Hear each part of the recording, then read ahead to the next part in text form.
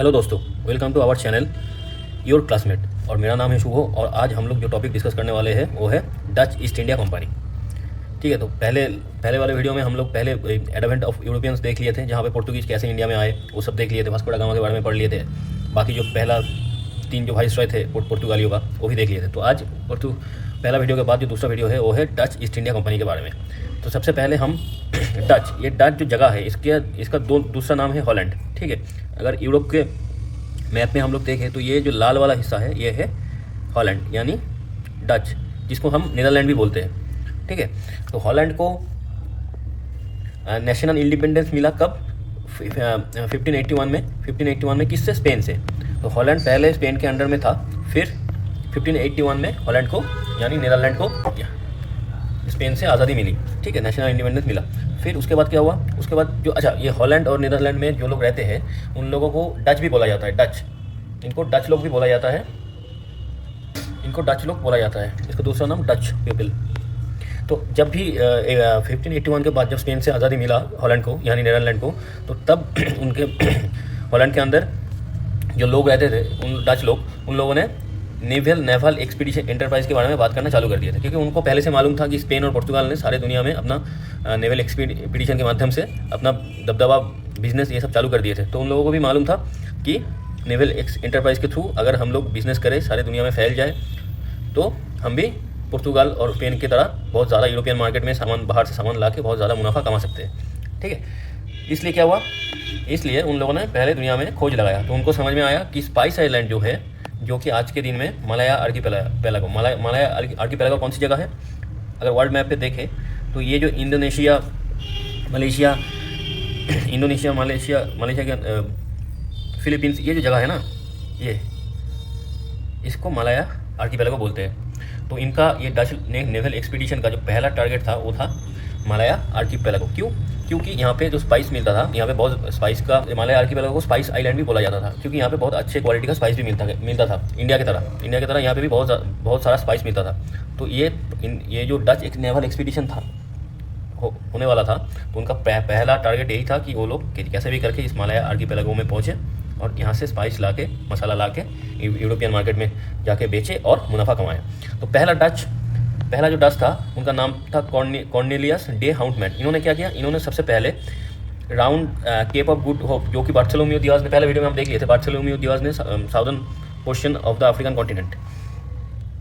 Continent का जो सबसे साउदर्न पॉइंट है उसको नाम दिए थे केप ऑफ गुड होप। तो केप ऑफ गुड होप को पार करके ये पहला डच था कॉर्नेलियस डे हाउंटमैन। इन्होंने कहाँ पहुँचा? केप ऑफ गुड होप को पार करके सुमात्रा और बंटन 1596 में ये सुमात्रा और बंटन आइलैंड में पहुंचा। ये कहाँ पे है वर्तमान में? इंडोनेशिया में है। अगर मैप में देखें, ये जो जगह है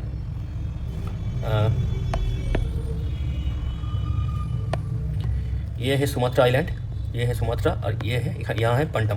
तो ये जो मैप है, इस मैप को अगर जूम करके हम देखें तो इन्होंने पहले ये सुमात्रा यहाँ पे पहुँचा और दूसरी जगह यहाँ पे, मतलब ये बंटम और सुमात्रा यहाँ पे पहुँचा। ठीक है, ये है बंटम, ये है सुमात्रा। तो ये जो मिशन था कॉर्नेलियस डी हाउंटमैन का, ये मिशन स्पॉन्सर किसने किया था? डच गवर्नमेंट ने। ऐसा नहीं है कि वो खुद से किया, ये डच गवर्नमेंट ने स्पॉन्सर किया, पैसा जुगाड़ किया। तो फिर उसी पैसे को कहाँ इन्वेस्ट करके कॉर्नेलियस डी हाउंटमैन सुमात्रा बंटम मतलब इंडोनेशिया में पहुँचे थे 1596 में। ठीक है, अच्छा, उसके बाद 1602 में क्या हुआ? 1602 में ये हुआ मेनी प्राइवेट, ये सब होने के बाद जब कॉर्नेलियस डी हाउंटमैन ने पहुँच गया, ये खबर उधर नीदरलैंड यानी हॉलैंड में पहुँच गया। फिर क्या हुआ? उसके बाद क्या हुआ? 1602 में बहुत सारे प्राइवेट कंपनी जो लोग अलग अलग से एक्सपीडिशन करना चाहते थे, सारी दुनिया नेवल एक्सपीडिशन करना चाहते थे सारी दुनिया में, तो वो लोग क्या किया? एक साथ मिल गए और एक ही कंपनी तैयार किया, उसका नाम दिया United East India Company of Netherland. ठीक है, उसका ये फ्लैग भी ये था उसका फ्लैग, उस कंपनी का फ्लैग।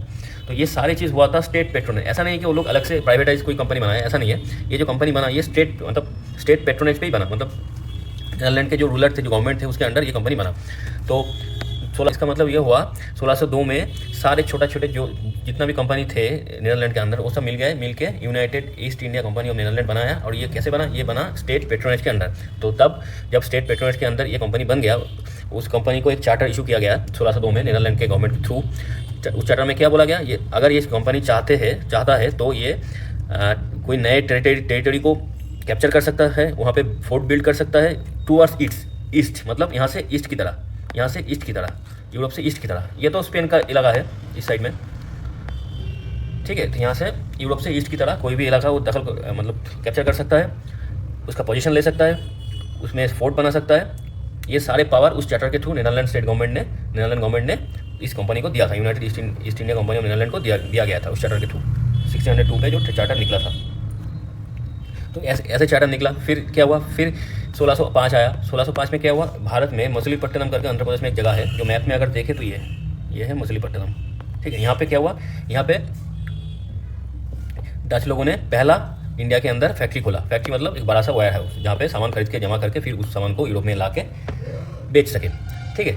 जब ये हुआ 1605 में, तब क्या हुआ, पोर्तुगाल के जितने भी कंपनी थे, पोर्तुगाल कंपनी जो इंडिया में थे, उसके साथ डच कंपनी का कॉन्फ्लिक्ट चालू हो गया, ठीक है। तो अभी डच का ये जो डच है वो पहले से मालूम था ये इंडिया के अंदर पोर्तुगाल बैठा हुआ है, पुर्तगाली बैठे हुए हैं। तो उसका मेन टारगेट क्या था, to attack Portuguese colonies positions in India. इनका पहला टारगेट यही था कि इंडिया में जाके पहले पुर्तगाली का जो भी कॉलोनाइज एरिया है वहाँ पे अटैक करो और पुर्तगालियों को कमज़ोर करो, ठीक है। फिर क्या हुआ, फिर हम एक फ्लो चार्ट देख लेते हैं इंसिडेंट का। पहले क्या था, 1605 के पहले सिर्फ पुर्तगीज इंडिया के अंदर थे, ठीक है, और कोई नहीं आया था यूरोप से, सिर्फ पुर्तगीज आए थे इंडिया के अंदर 1605 से पहले। फिर 1605 में क्या हुआ, 1605 में डच लोग इंडिया में आए। स्पेन से इंडिपेंडेंस मिलने के बाद 1605 में डच लोग इंडिया में आए। फिर 1607 में क्या हुआ, 1607 में ब्रिटिश ईस्ट इंडिया कंपनी मतलब इंग्लिशमैन, ये सारे सब इंडिया में आए। अच्छा, अब 1605 से 1663 तक डच ने क्या किया, जितना भी मालाबार कोस्ट एरिया में, इंडिया का जो मालाबार कोस्ट मतलब केरला के जो वेस्टर्न कोस्ट है, जो अरेबियन सी के साथ मिलता है, उस कोस्ट में जितना भी पोर्टुगीज फोर्ट है, उन सारे के ऊपर डच लोगों ने कब्जा जमा दिया। तो ये सारे इंसिडेंट 1605 से 1663 तक हुआ। 1605 से पहले क्या था, सिर्फ भारत के अंदर पुर्तगाली लोग थे जो लोग बिजनेस कर रहे थे। उसके बाद 1605 में डच लोग आए। फिर 1607 में British east India company India में आया। और 1605 से 1663 के बीच में डच लोगों ने क्या किया, पुर्तगाली का जितना भी मालाबार कोस्ट में जितना भी सेटलमेंट था, सारे के ऊपर अटैक करके पुर्तगालियों से सबका कंट्रोल डच लोगों ने ले लिया था।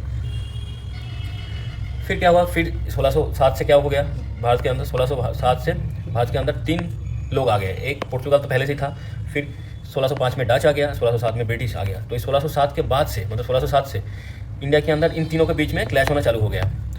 पुर्तगालियों वर्सेस ब्रिटिश हो गया, ब्रिटिश वर्सेस डच हो गया, डच वर्सेस पुर्तगाल हो गया। तो ये तीनों लोग एक दूसरे के खिलाफ लड़ने लगे इंडिया में 1607 के बाद से। तो ये हो गया डच ईस्ट इंडिया कंपनी के बारे में। ये चैप्टर छोटा सा ही था। तो अगर इसके बाद वाले जो वीडियो होगा उसमें हम लोग ब्रिटिश ईस्ट इंडिया कंपनी को लेकर पढ़ाई करेंगे। तो अगर आप लोगों को हमारी ये वीडियो अच्छी लगे तो एक लाइक कर दीजिएगा और चैनल को सब्सक्राइब कर दीजिएगा और जितना हो सके शेयर कर दीजिएगा वीडियो को। हम धीरे धीरे कोशिश कर रहे हैं कि सारे टॉपिक के ऊपर, मॉडर्न इंडियन हिस्ट्री का जितना भी टॉपिक है पूरा का पूरा सिलेबस के ऊपर हम लोग एक एक करके कंटेंट लेके आए। तो आज के वीडियो इतना ही। Thank you, good night.